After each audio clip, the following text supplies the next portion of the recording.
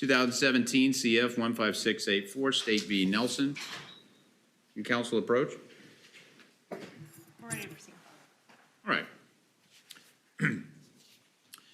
Mr. Nelson, have your lawyers had an opportunity to talk with you about whether, since you have decided to take the stand and presented some evidence during the defense case, have they had an opportunity to talk with you about whether there's additional evidence, including but not limited to any other witnesses, that the defense would want to present during the defense portion of the case? They've explained everything to me, Your Honor, and there is no additional information or witnesses that I wish to bring forth before the court.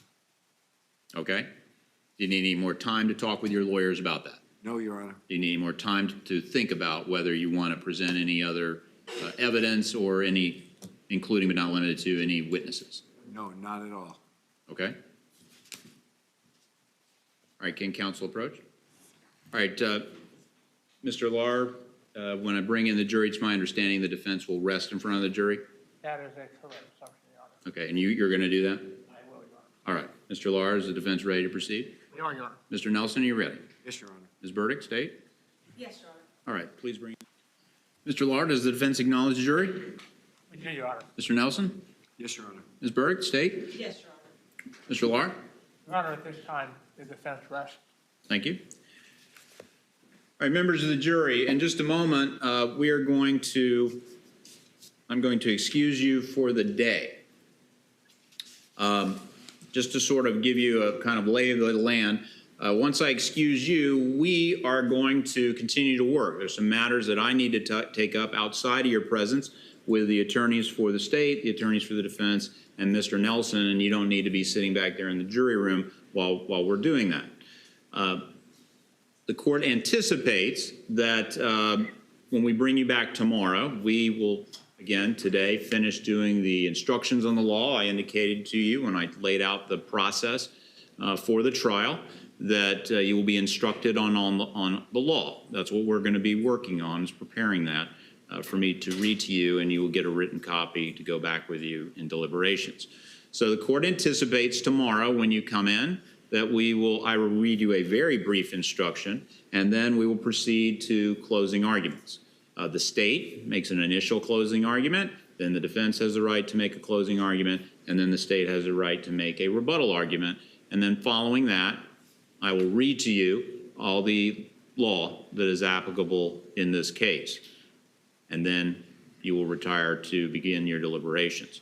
So, tomorrow, when you come back, you will report back at 9 a.m. tomorrow morning. So just follow the deputy's instructions as to where you need to be.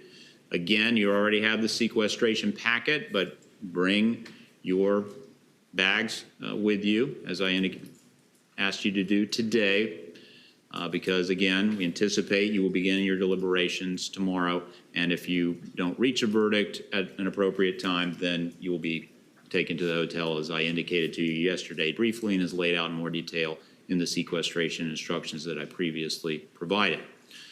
Although the state and the defense have rested, you are still under all the court's instructions, including but not limited to the instruction not to discuss this case amongst yourselves or with anyone else. You will continue to leave your notepads and your pens on your seats. Thank you for your service here today. Enjoy the rest of your day. We will see you tomorrow at 9 a.m. Thank you.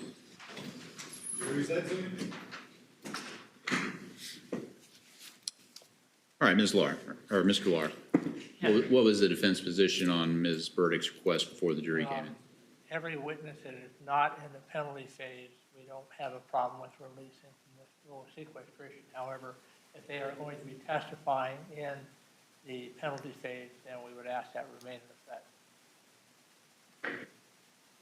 Except for, of course, Mr. Fulford and any other homicide survivor, they certainly have a right to be here for closing arguments. He was initially exempted.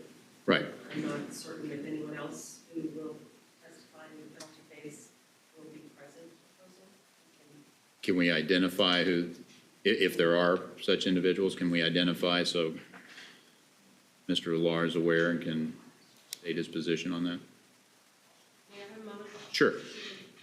And Your Honor, we do recognize Mr. Fulford does have that right to be present. Okay. So that one is not an issue.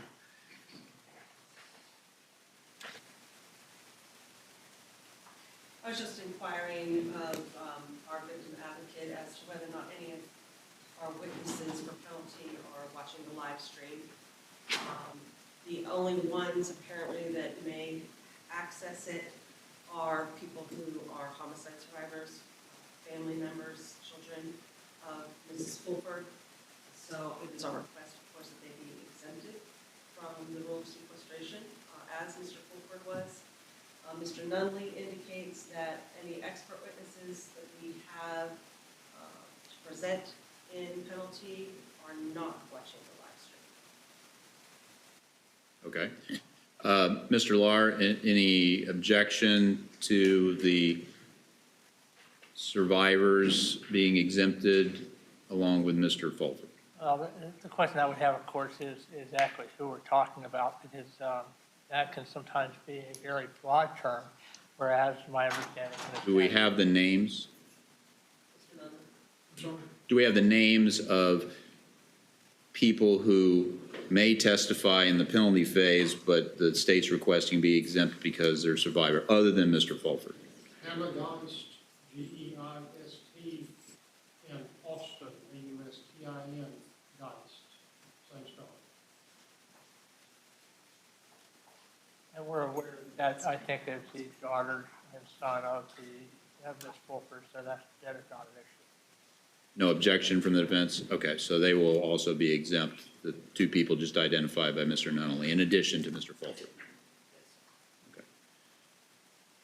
So except for those exemptions, then anyone else who would testify in the penalty phase would remain under the rule of sequestration, and the other witnesses are released. All right. With respect to the charge, it's about 1:15 at this point. Court's inclination would be to take our lunch recess now and then come back and start the charge conference at 1:15. Have the parties fully met and conferred on all this, and to the extent there's an agreement, those are already incorporated in what has been prepared? Yes, Your Honor, like we said at the bench, I really think there's only going to be one issue that we need to sort of substantively discuss. Okay. All right, so when we take our lunch recess, then we'll reconvene at 1:15 this afternoon. Anything else from the state before we go into lunch recess? Yes, Judge, if we could return to the issue of evaluation Okay. of Mr. Nelson, 1 p.m. on Saturday is when that will be scheduled for. Ms. Simmons, did you get that? Yes. Oh, okay.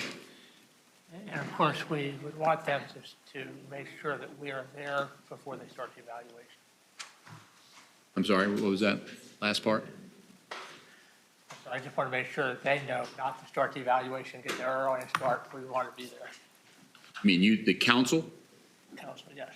Oh, right, okay. Yes. All right, anything else from the state before we go into recess? No, Your Honor. Anything else from the defense before we go into lunch recess? No, Your Honor. Mr. Nelson? Anything else before we go into lunch recess? No, Your Honor. Okay. All right, we'll be in lunch recess till 1:15 p.m. this afternoon. You all have good lunch.